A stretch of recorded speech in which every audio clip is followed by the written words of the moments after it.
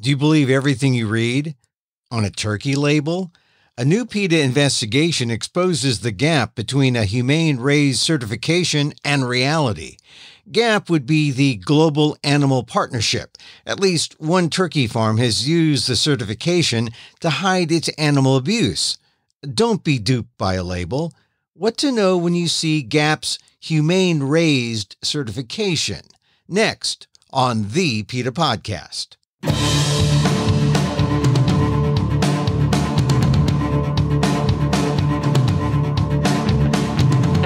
Welcome to the PETA Podcast.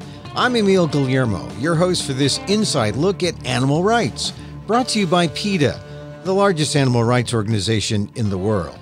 On today's episode, the Global Animal Partnership out of Austin, Texas, started off as an offshoot of Whole Foods, but its business is certifying that the animals you buy to eat are humanely raised. Sometimes they may not be. The GAP certificate is even backed by some animal welfare organizations like HSUS and the ASPCA, but now a PETA Undercover investigation of one GAP-certified company, Plainville Farms in Pennsylvania, has shown the certification to be a sham. Turkeys at Plainville Farms were stomped on, kicked, beaten, and used in simulated sex acts, with supervisors looking on. 13 workers have now been terminated at Plainville Farms. GAP has suspended the certification of Plainville, and turkeys have been pulled from Whole Foods, but not all supermarket chains. The turkeys are still sold at places like Wegmans and Harris Teeter and Publix around the country. Now PETA is taking the videos to Pennsylvania State Police for action based on state animal welfare laws.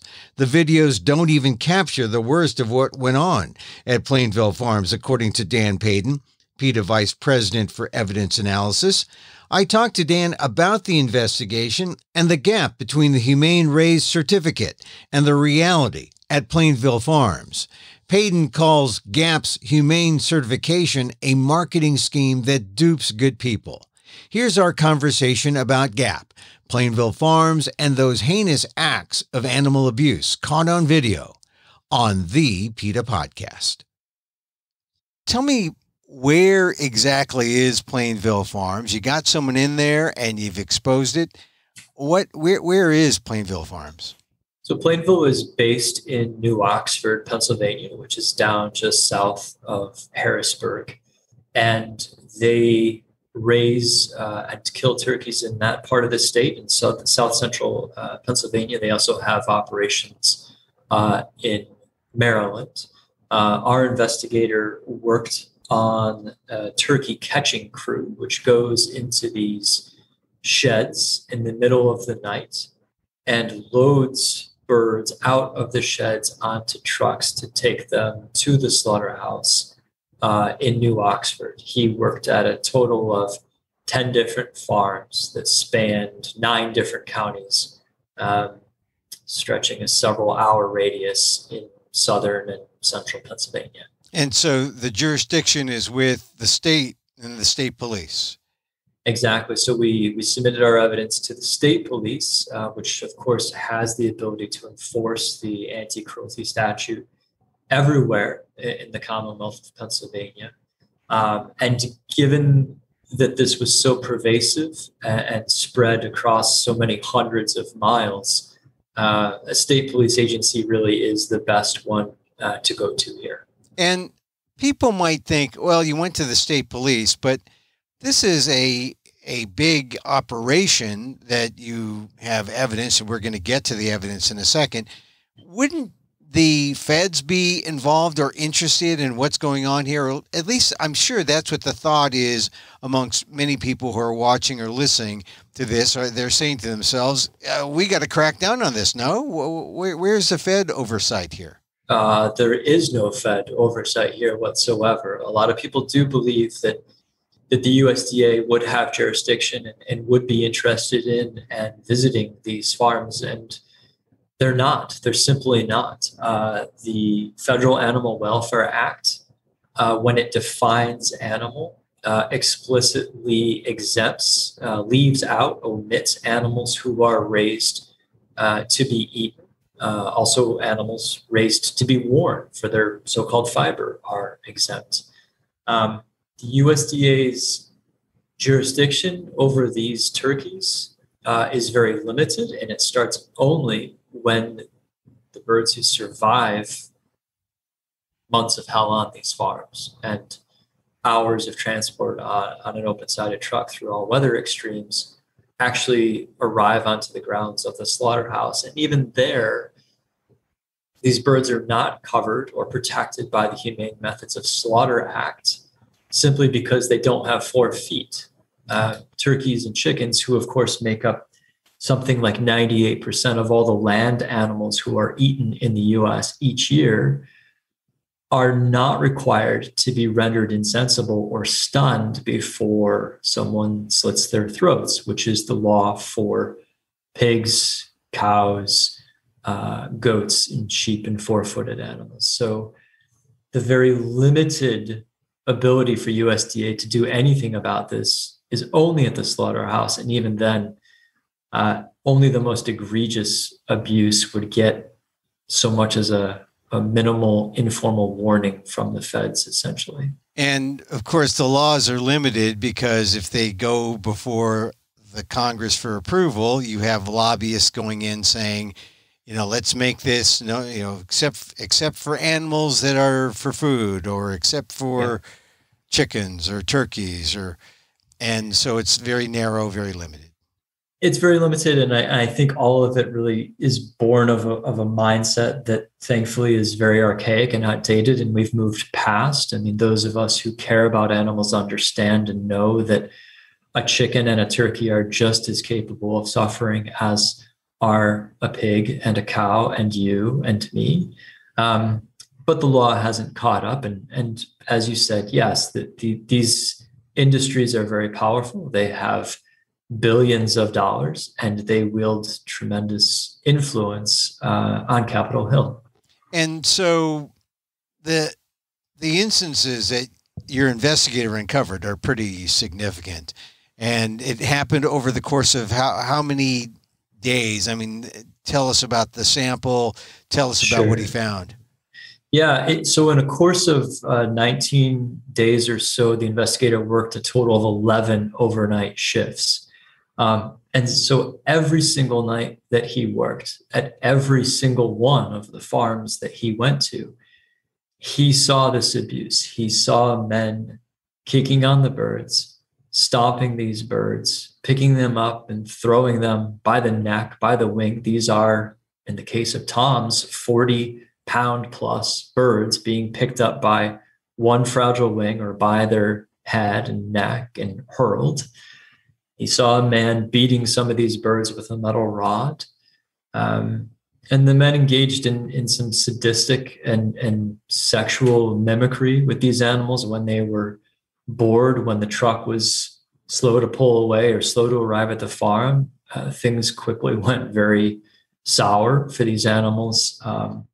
One man picked up a hen and shook her up and down repeatedly by her head, and then stuck her body between his legs, and then used her injured neck and head to mimic a sex act that he would have otherwise done on himself.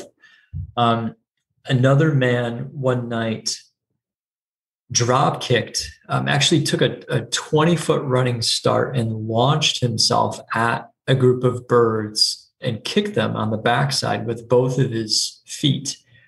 And then one of his coworkers went and grabbed one of those birds, pulled them out of the flock, pinned her down against the floor. Actually, this was a male, pinned him down against the floor under his knee, and then straddled him, got out his cell phone, started capturing photographs or video for social media as he did this, rode the animal, for lack of a better term, threw his hand up in the air like he was riding a bucking bronco, in essence, and then started thrusting his hips back and forth to mimic raping this turkey. So this was every night this went on, and the supervisors stood by and actively encouraged people to kick these birds, to abuse these birds, they kicked and abused these animals themselves, and they berated our investigator simply because he refused to do this. He wouldn't kick these animals. When he came across a lame or ailing bird who couldn't walk on his or her own, our investigator would pick the animal up and move the animal where the crew wanted the animal to go, rather than haul off and kick him or her like a soccer ball, which was essentially what everyone else did every night. And so this is continuous.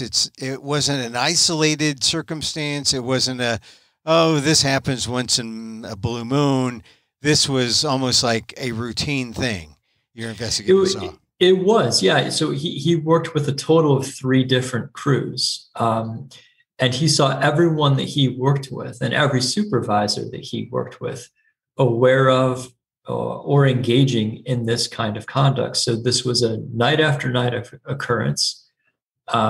It happened at the start of the shift, it happened in the middle of the shift, and it happened at the end of the shift. It happened at every single farm that he went to.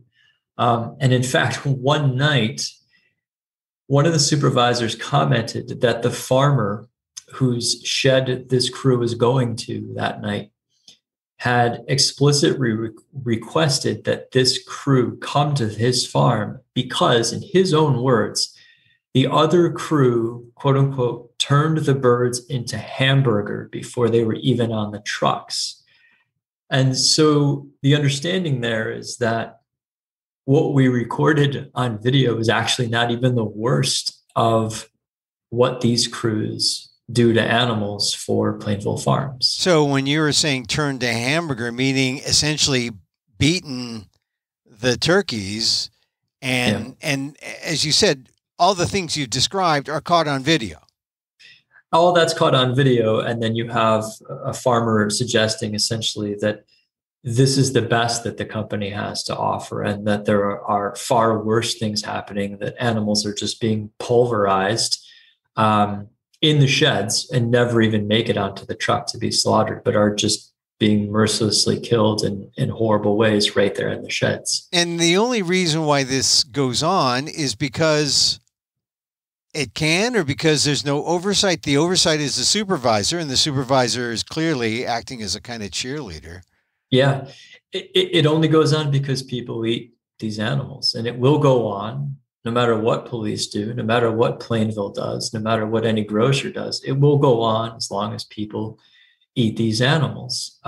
One of the supervisors spoke about how this company has to slaughter about 80 to 90,000 turkeys per week, and they only have so many crews and so many nights in which to conduct that slaughter, and that they just simply don't have time to be gentle with these animals, that the job has to be done, and that the only way to get 3,000 turkeys on a truck in a matter of a few hours is to haul off and kick them. Well, one of the positions on the loading crew is actually just called kick.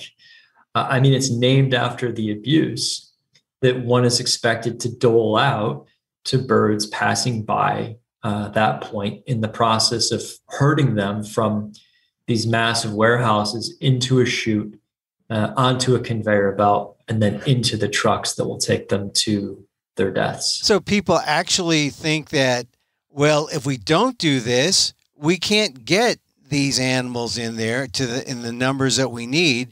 I mean, you would think that it sounds like just extraneous abuse, that they could probably do more if they weren't abusing the turkey. Yeah, and you know, I think also a lot of this has to do with the fact that these birds are bred and born to put on an enormous amount of weight in a very short period of time. I mean, they are being slaughtered for their tissue, for their flesh, and so they have been selectively engineered over many generations and many decades to be very heavy and to reach that weight very, very quickly, far more quickly than they ever would in nature.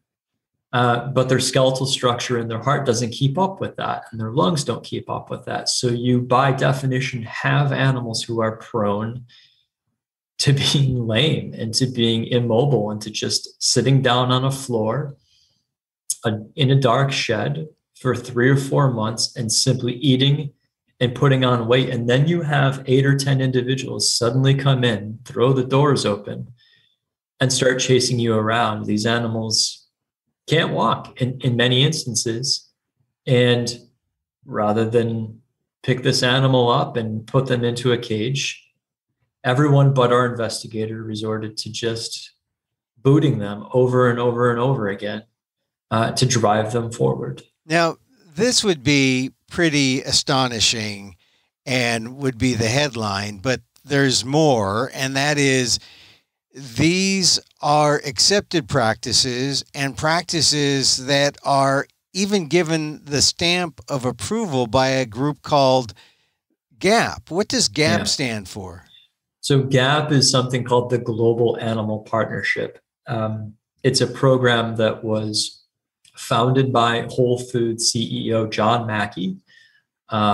It is something that PETA actually belonged to when it first started because it looked like it had the possibility and the potential to end some of the worst abuses of animals on certain farms. PETA withdrew from the program very early on because it became clear to us that it was essentially just a marketing scheme and a feel-good program that people and companies would use to excuse going on eating animals in a world where thankfully there are many vegan options, especially, for instance, at Whole Foods.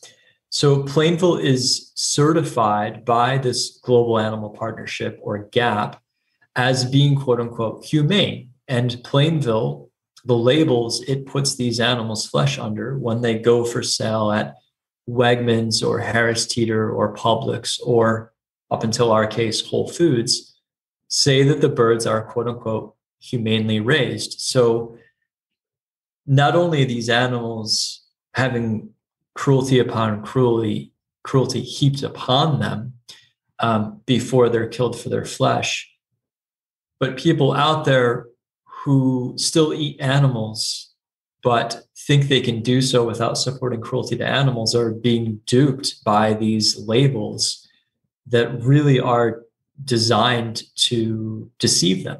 So this activity that your investigator caught on video that we've been describing here on this podcast, this kind of activity has been stamped with the approval of GAP? Well, the company and the farms were stamped with the approval of GAP. But I think that displays how useless the GAP program really is. They have a third party go in and audit each farm once every 15 months, and that audit is announced. So if you are raising these animals in your shed, or you are part of the loading crew, you are told once every 15 months that someone's going to come and take a look at you and watch what you do. Now, you'd have to be even more of an idiot than these individuals already have proven themselves to be on this video to not mind your P's and Q's when your auditor is standing there watching. But that's all that it does.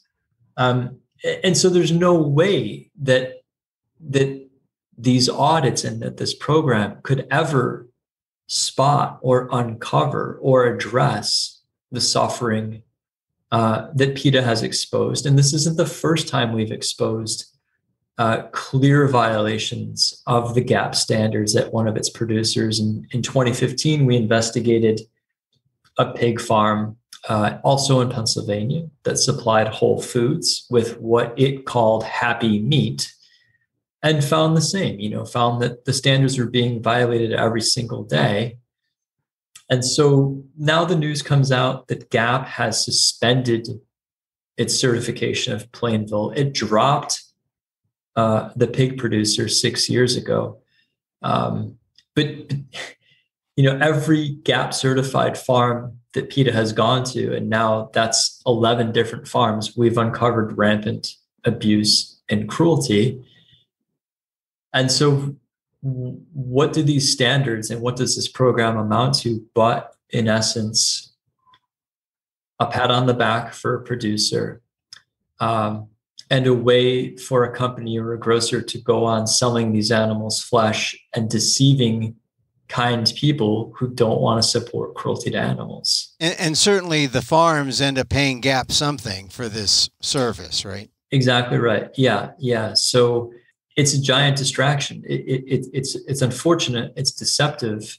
But at the end of the day, it's a distraction because it's giving people a false sense that they can go on eating animals and not supporting cruelty to animals. And there is absolutely no way to do that. Even if you found a farm, and PETA hasn't found one yet, but even if you found a farm where animals were allowed to be themselves and were allowed to engage in every natural behavior that they wanted to and were kept safe, at the end of that life, they're still going to be put on a truck in a terrifying experience and hung upside down and be slashed across the throat. And there is no humane way to do that. And so there is no such thing as humane meat. And so Gap gets money from these farms. The farms use Gap as a kind of shield. There's a kind of cover so they can go out to, so they can put it on the carcass of these animals and people can see it. Oh, it's Gap. It's all right. I feel good. I can eat this. And it's a total lie. It's a total deception. It is. It's a sham. It's a sham. And well-intentioned people are being misled. And the pockets of the companies that are doing this are being lined handsomely because they are lying to good people who are not yet vegetarian or vegan, but they will be very soon. The more they see that, that these claims that are made are really not worth, the paper that they take home a dead animal in from the butcher. So PETA has pulled out from Gap once PETA was part of this thing when, and Whole Foods, you say, still is part of this, or? Yeah, Whole Foods, I think, still funds it in essence.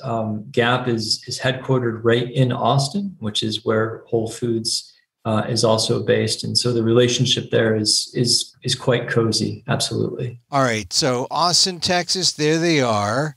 In the meantime, other big groups, and you mentioned them all. CIWF it stands for?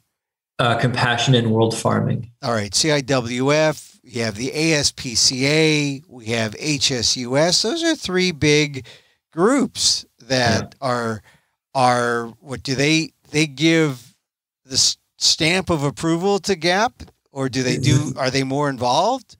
They have representatives on the board of directors for Gap, and Gap refers to all three of those organizations as quote unquote proud partners.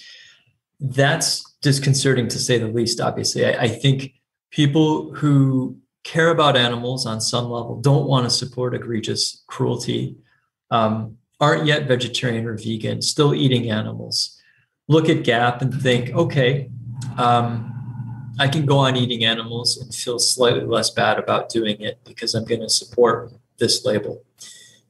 Then they look and see that these other organizations, HSUS, ASPCA, Compassion in World Farming, are partnering with Gap and sitting on its board and helping steer its priorities and helping support its program and these claims, these certifications. And that's a real disservice to people who care about animals. Why any organization would in 2021 want to be aligned with promoting eating animals, no matter how they're raised or killed, when we have so many vegan options, is unbeknown. It's difficult to conceive why they would want to be aligned with this any longer. And so what are you calling on consumers, people who see the Gap label, and other people who are just hearing this story? What are you calling on them to do? What kind of action against? It seems like there's a kind of a multiple number of actions. There's actions against these companies that give their backing or their imprimatur on Gap. Right. Certainly, you can talk to Plainville Farms, but What are the actions that PETA prescribes here? The most basic one, of course, is just to take personal responsibility. One of the messages that we're putting out there is that police may file charges. The individuals on this video have reportedly all been terminated now. GAP has suspended the certification for Plainville Farms. So these little things have happened, but ultimately this abuse is going to continue until people stop eating turkeys. And it's up to everyone to take the decent step and just leave these birds off their plate. If they have done that, then I think the next thing they really need to do is to go to Whole Foods and Gap and to ask them to stop selling this big lie, this myth of humane meat. It's a fraudulent idea. It's nothing but a fairy dream, frankly, or a fairy tale. But good people are being duped by it and misled by it. And that's not proper to them as consumers. It's deceitful advertising, and it really should end.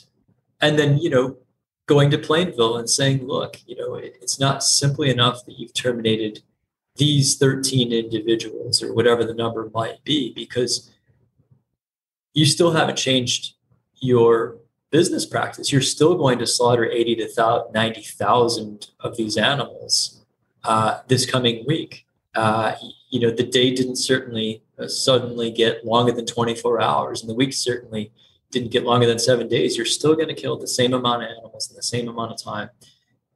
And you've said it yourself, there's no easy way to do this. There's no gentle way to do this. This abuse is inherent in that. They're going to start recording all of the loading of these birds through body cameras at Plainville. We'd like that video to be live streamed. We'd like consumers to be able to see that on their website. There's no reason for it to be secret. If you really want to be transparent, you really are genuine about ending this abuse, you should open up those doors with that video and stream it.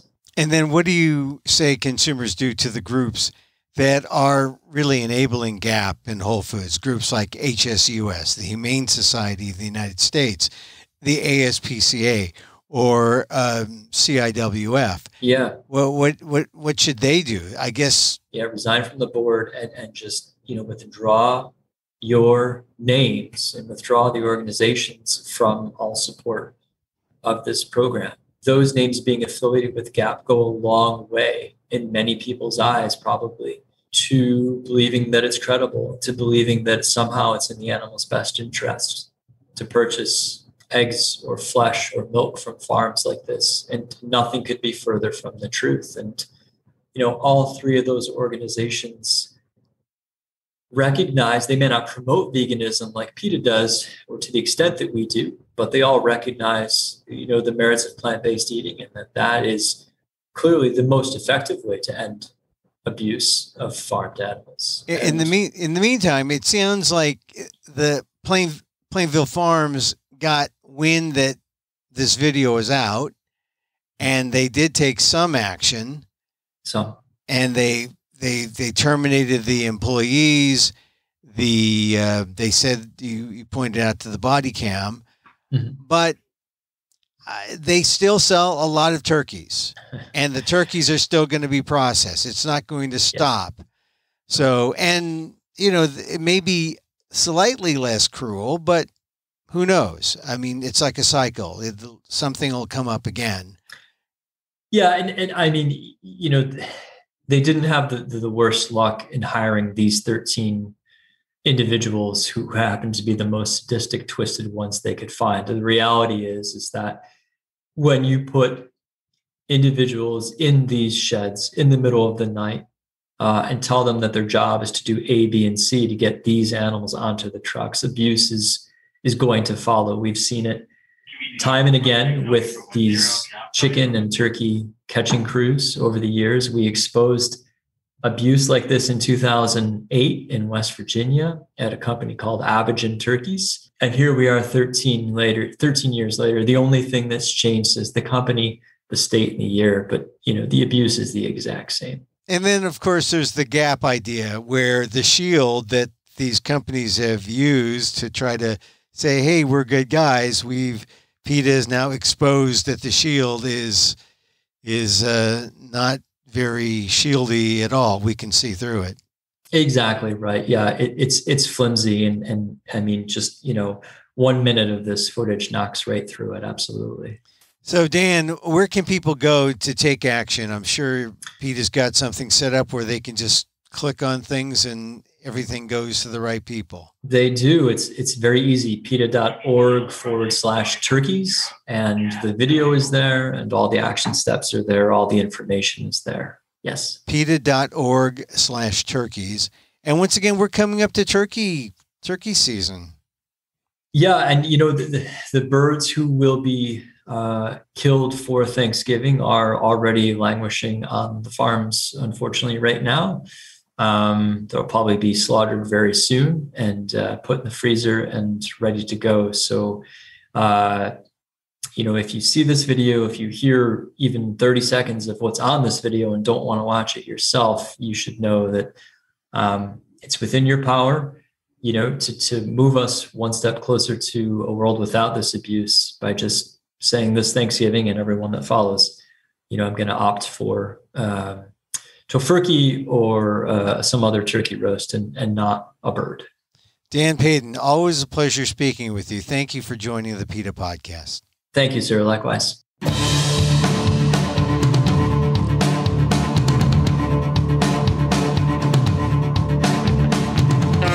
Dan Paden, PETA's Vice President of Evidence Analysis, on the Plainville Farms case, GAP, and how HSUS and ASPCA and other groups have been used to lend credibility to commercial animal abuse. Let people know the Humanely Raised certification is less than meets the eye. See the video in the show notes or take action at PETA.org.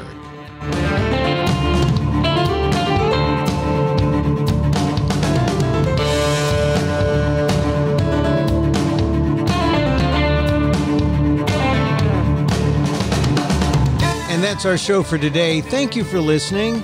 Don't forget to send a link of the show to your friends. Tell them you like the PETA podcast. Contact us at PETA.org. You can find me on Twitter at Emil Amok. That's EMILAMOK. Or see my vlog at AMOK.com. Or see my work my writing at ALDEF, the Asian American Legal Defense and Education Fund. That's ALDEF, AALDEF.org/blog. Once again, thank you for listening. Check out all our episodes on your favorite podcast app or on Apple Podcasts. We're there. You can subscribe to this as well as rate and review the show. It helps get the word out about the issues you care about. Our music is provided by Carbon Works. Check them out on YouTube. And join us again next time for more insight into animal rights and the fight for a cruelty-free world on the PETA Podcast. I'm Emil Guillermo.